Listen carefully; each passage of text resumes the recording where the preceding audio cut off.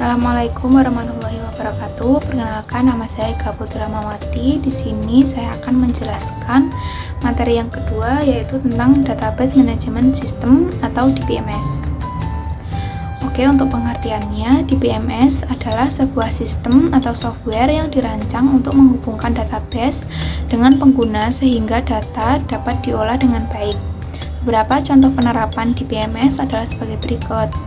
Yaitu yang pertama ada untuk sistem manajemen perpustakaan, untuk sistem otomatis pada mesin kasir, pemulihan data pada komputer, sistem reservasi tiket penerbangan, sistem pencatatan suku cadang. Untuk yang selanjutnya ada fungsi DBMS. Beberapa fungsi DBMS adalah itu yang pertama untuk pendefinisian dan pengolahan data, menangani berbagai permintaan pengguna untuk mengelola dan mengakses data. Yang ketiga, selanjutnya ini ada penanganan, keamanan, dan integritas data. Selanjutnya untuk menangani dan mengawasi pembaharuan data. Selanjutnya untuk mengontrol pengaksesan data yang dilakukan secara bersama-sama. Selanjutnya ini ada untuk pengawasan backup database dan pemulihan pencadangan database dari kesalahan. Dan selanjutnya ada menunjukkan diktionary data. Dan selanjutnya ini ada melakukan pengerjaan dan pengaksesan data seefisien mungkin.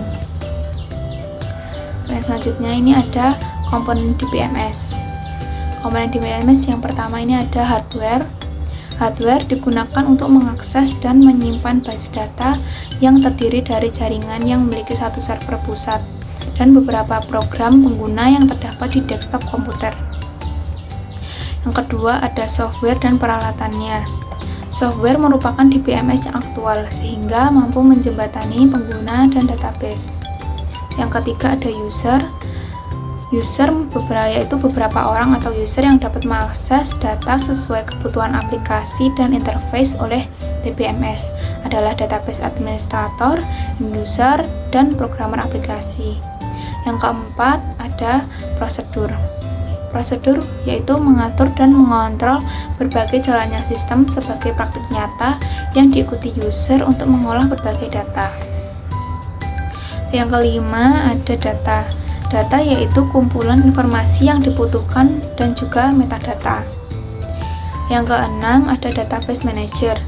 Database manager yaitu menerima query dari prosesor, kemudian menguji berbagai faktor eksternal dan konseptual untuk menentukan apakah rekaman yang ada tersebut dibutuhkan untuk memenuhi permintaan, kemudian file manager akan melanjutkannya hingga selesai. Yang ketujuh ada file manager. File manager yaitu untuk memanipulasi ruang penyimpanan file serta mengalokasi ruang penyimpanan agar tetap dapat digunakan secara optimal. Yang kedelapan ada query processor, yaitu untuk membantu database mengubah query menjadi instruksi yang sesuai untuk database. Yang kesembilan ada DDL compiler, yaitu untuk mengubah berbagai data pernyataan DDL menjadi kumpulan data tabel yang berbentuk meta atau data dictionary. Untuk komponen DBMS selanjutnya di sini yang ke-10 ada DML processor. Proses untuk mengubah berbagai perintah DML agar dapat diteruskan dengan menempelnya pada program aplikasi dalam bentuk fungsi. Yang ke-12, ini yang salah, ini yang ke-12, ini yang harusnya yang ke-11 ya.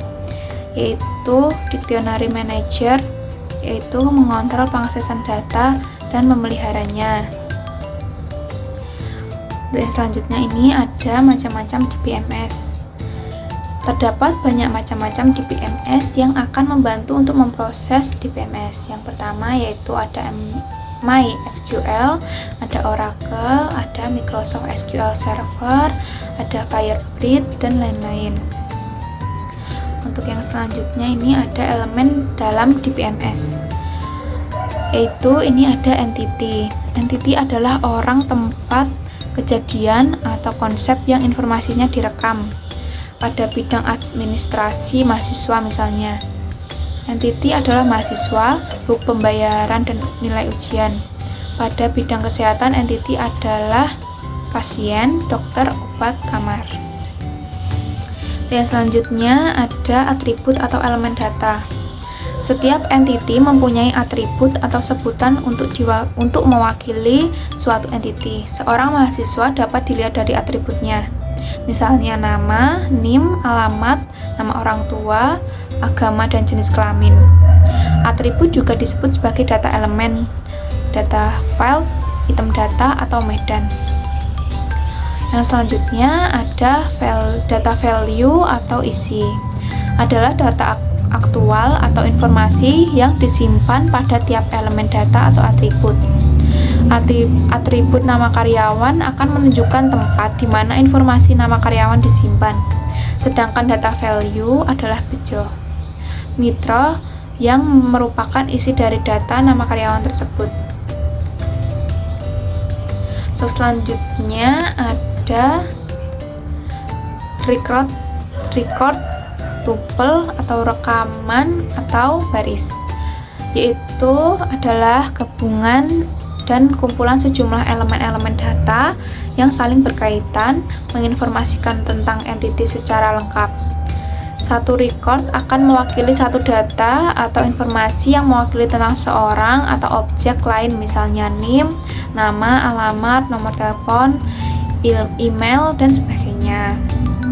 Untuk selanjutnya ada data value atau isi. Adalah kumpulan rekaman data yang berkaitan dengan subjek data.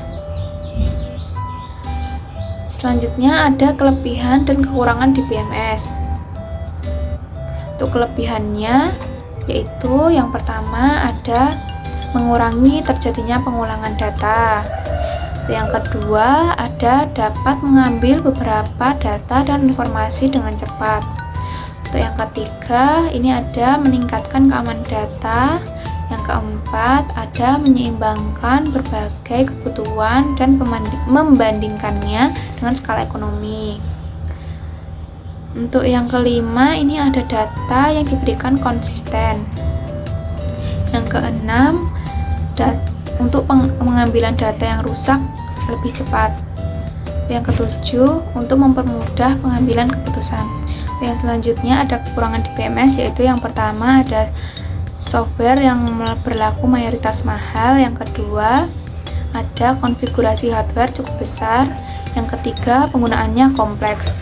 Yang keempat terdapat berbagai biaya tambahan tergantung dari fungsi dan kebutuhannya. Yang kelima ada kinerja menurun seiring berjalannya waktu. Yang keenam ada harus sering melakukan pembaruan. Sekian dan terima kasih dari penjelasan materi 2 ini. Mohon maaf bila banyak kekurangan. Wassalamualaikum warahmatullahi wabarakatuh.